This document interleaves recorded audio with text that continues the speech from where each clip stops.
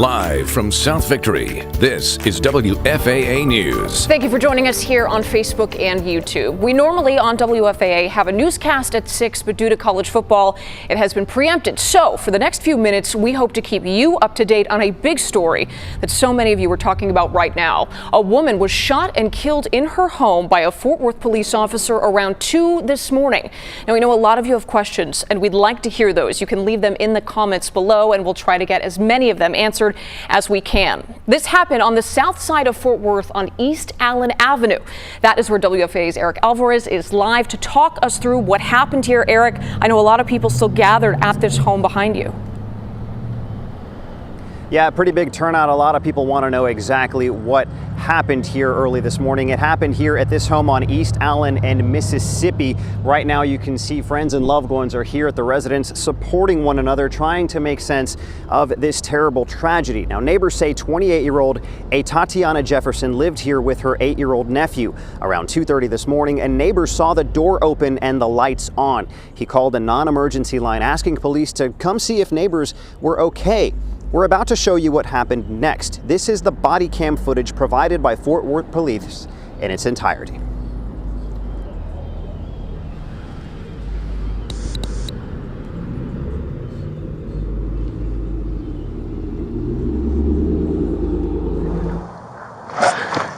Put your hands up, show me your hands.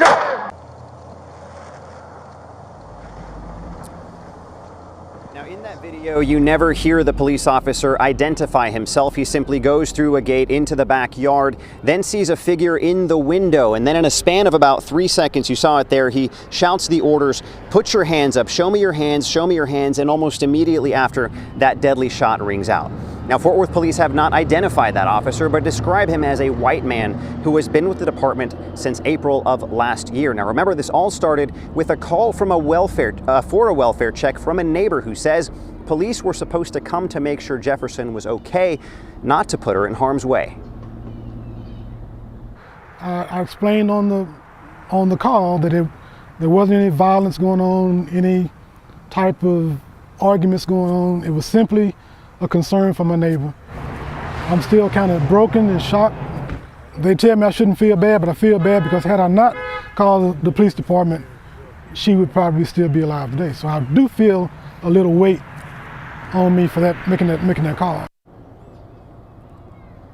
Now, the officer has been placed on administrative leave. The department says all of the evidence will be handed over to the district attorney's office to see if any criminal charges will follow. And I can tell you that is what a lot of friends, relatives, and neighbors are calling for here at this moment. They say Jefferson had every right to be inside her home and that she posed absolutely no threat to that officer. Back to you.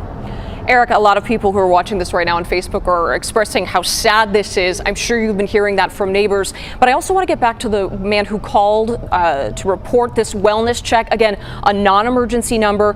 And he did stress, correct, that he was expecting this just to be a check. Did he also talk about his experience hearing this confrontation happen? Did he hear the gunshots? Do we know that? The gunshot, excuse me. Yes, in fact, he did. He was paying very close attention. He wanted, again, to make sure that his neighbors were safe. So he called the police. He said a number of officers arrived, but they did not park in front of the house. He says that then he just kind of was monitoring, watching. He heard a gunshot, and he didn't know what had happened. And then a few moments later, a lot of other police officers arrived on the scene. He said he did not know who had fired the shot, who had been struck, if that person, had survived. He didn't know for quite some time, and that's what really seems to have bothered him is he didn't know, and just kind of the emotion in his voice when he was saying that he almost wishes he hadn't made that call, but of course in that moment he could not have foreseen what took place here early this morning. Sure. Eric Alvarez for us live in Fort Worth. Eric, thank you for that update. Fort Worth Mayor Betsy Price sent out this statement today. Writing a statement like this is tragic and something that should never be necessary. A young woman has lost her life, leaving her family in unbelievable grief. All of Fort Worth must surround Tatiana Jefferson's family with prayers, love, and support. Chief Kraus and his command staff are acting with immediacy and transparency to conduct a complete and thorough investigation. More details are forthcoming, and the Tarrant County District Attorney Law Enforcement Incident Team office will ultimately receive this case.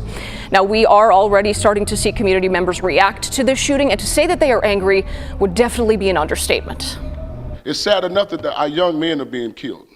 But when our women are not safe, as men in our community, we are called to stand up and protect the women in our community. That's right. And when our women are not safe, then it's going to get to a point that we can no longer be passive. There you go. At some point, we have to fight aggression with aggression. As pastors and Christians, yes, we're called to love.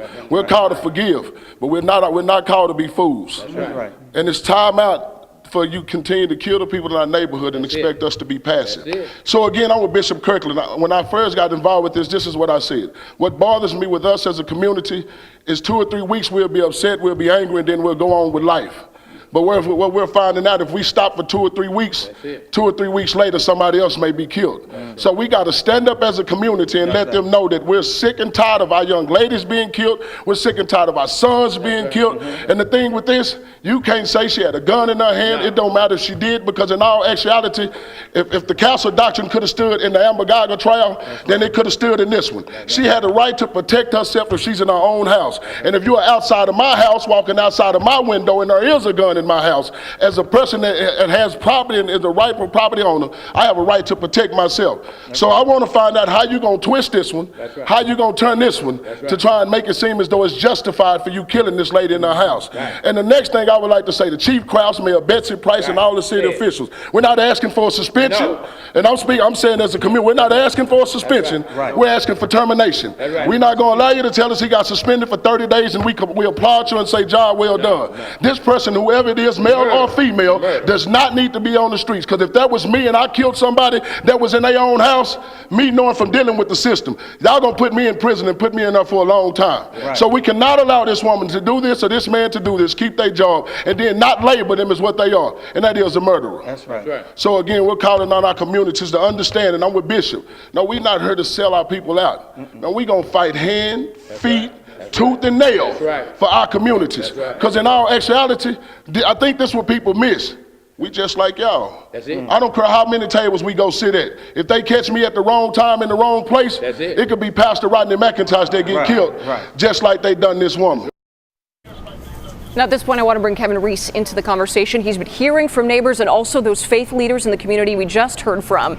Kevin, it seems that the anger has really just grown as we see the video and get more information about what happened here.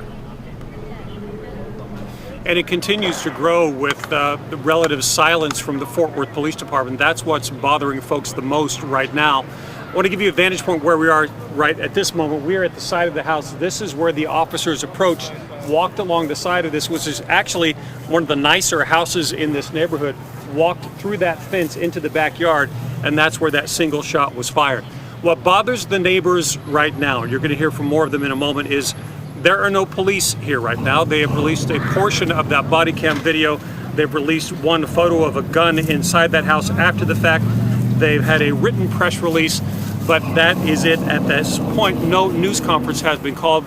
Fort Worth Police say they will not be talking anytime soon. So community leaders, for a number of reasons, including those, are incensed, and of course, they are making obvious comparisons to the death of Botham Jean in Dallas. This is part of what those community leaders had to say earlier today. If the officer is at fault, then the officer must suffer the consequences, because you cannot continue to kill people and justify it because they're law enforcement. So our concern is this. Number one is that as in Dallas in Botham Jean's case, police entering the house. This time the police took it a step further, and she was in her own place and shot and killed her. That is not only unacceptable, that's murder. That's right. The Fort Worth police murdered this woman. Don't paint this sister as no villain. That's right.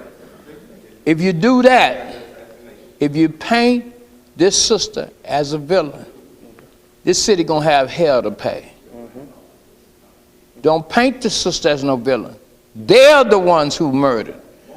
They murdered her, and there's no excuse for it. None.